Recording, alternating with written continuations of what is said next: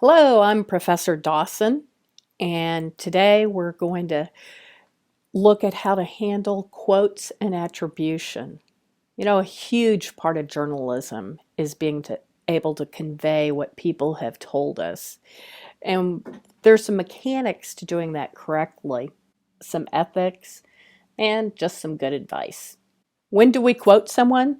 We have to make sure that we're not always quoting people. If you look at stories, you'll see that there's a lot of information that's paraphrased. There's a lot of information that's just written in narrative form without quotations. You want to pick the very best quotes and use them just as you would pick the ripest, juiciest berries off of a bush, but not the green ones. When do we quote? When the source provides authority. Is this a person who's going to give your story credibility? The governor, the head of a hospital, the CEO of a company, the person who ought to know what's going on. When he or she says it better than we could. Sometimes you look at a quote and it's convoluted, tangled, and a mess. Do not confuse your readers with it. Translate for them. That's your job.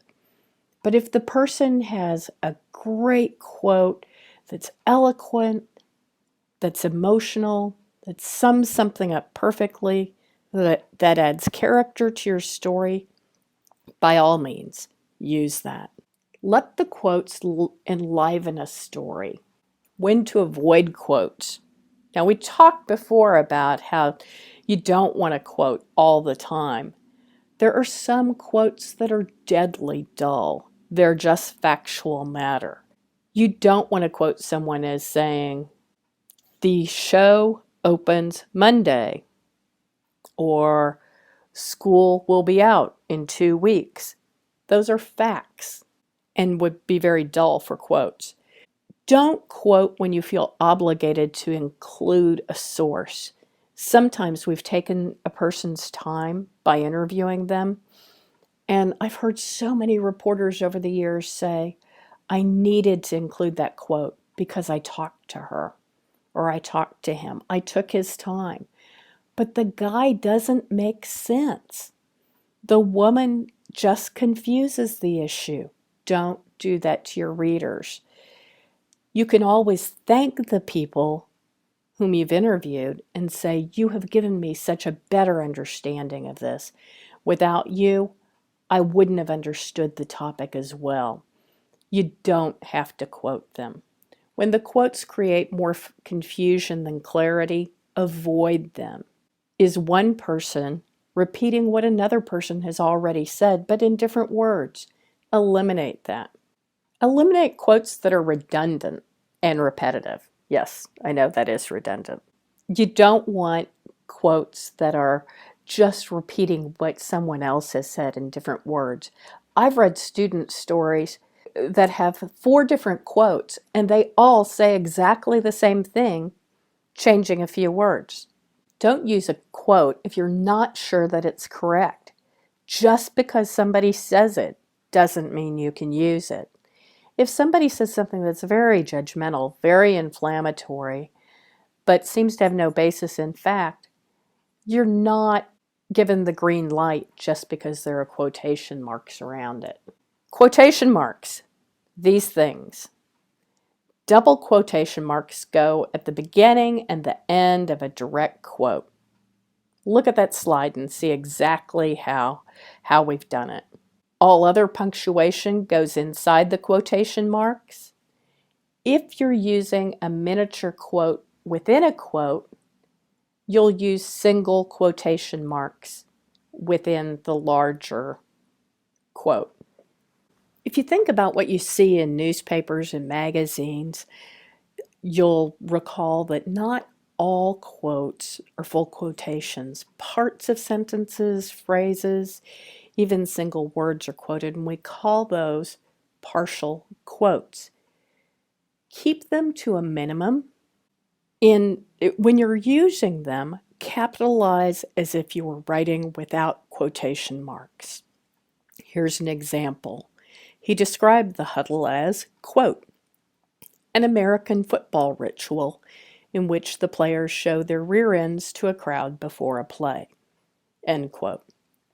The A in "an" is lowercase because that's how it would be written if you didn't even have the quotation marks there. When a source can't say it well, paraphrase. Don't use an awkward quote.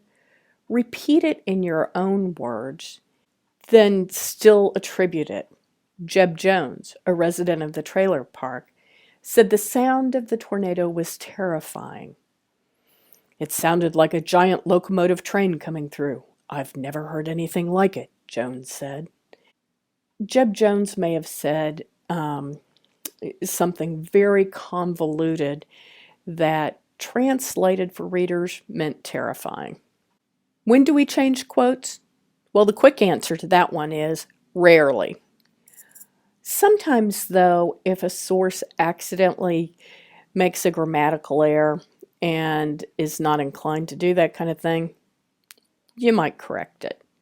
Some publications have the policy of eliminating profanity.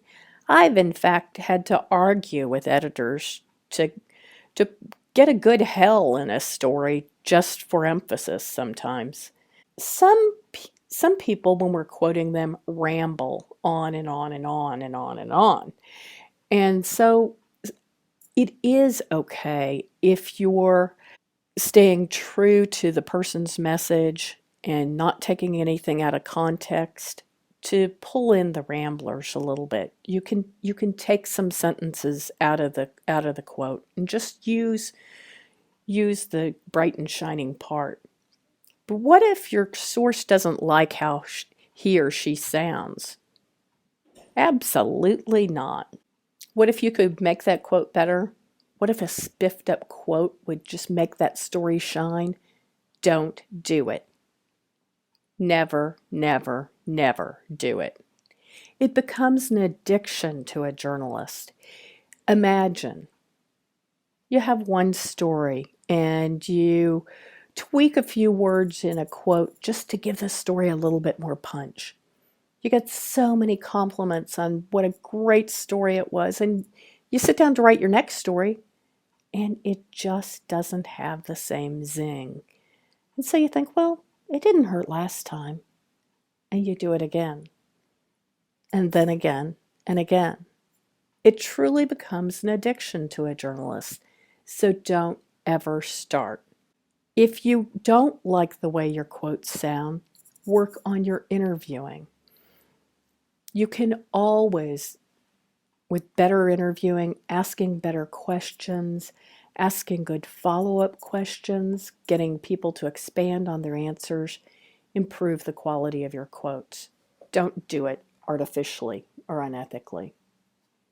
If your quotes are weak, ask open-ended questions. Ask the questions that start with what and why. Don't ask questions that require a one-word answer. Ask follow-up questions. What did you mean by that?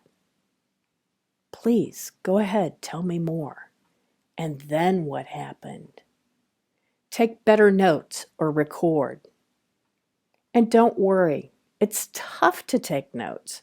But you get better and better and better at it as you go along.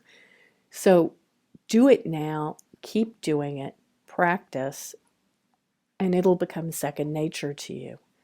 Flatter the person and ask him to repeat or to slow down. How do you do that? You might say something like, that was amazing. What you said was so interesting, but I'm not sure I got all of it.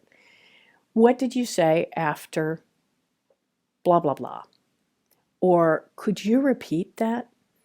I don't want to miss a word of that. That's going to really explain this story. Provide context for quotes.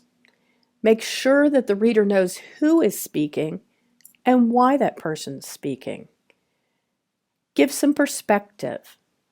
Where is this person from? Why is this person being quoted right now? Is this person a mother of a child who was in the classroom when the teacher began shooting a gun? Is this a principal who was down the hall when everything began to break open? Is this the superintendent of public instruction who's a bureaucrat in charge of the system in an office building far away? Give the person's title and a little bit of that background so we know why the person is talking. Why do we want to hear from him?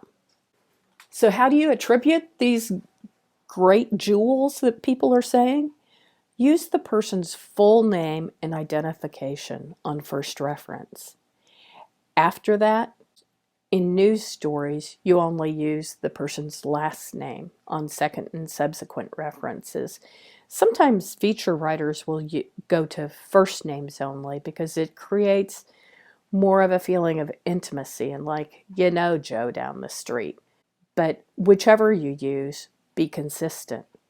This is how you attribute quotes, lecturer Diana Dawson said. So you have the full name, you have the identification, and it's not difficult. Why do we attribute? We want people to know who's saying something to establish authority, credibility, and clarity. If the person is the police chief, that gives them some authority and credibility. We also want to be perfectly clear about why we've bothered to include this person in our story. What's he adding or she adding? What perspective? Where does he come from? Where does she come from? And why do we want to include that jewel of a quote in this story?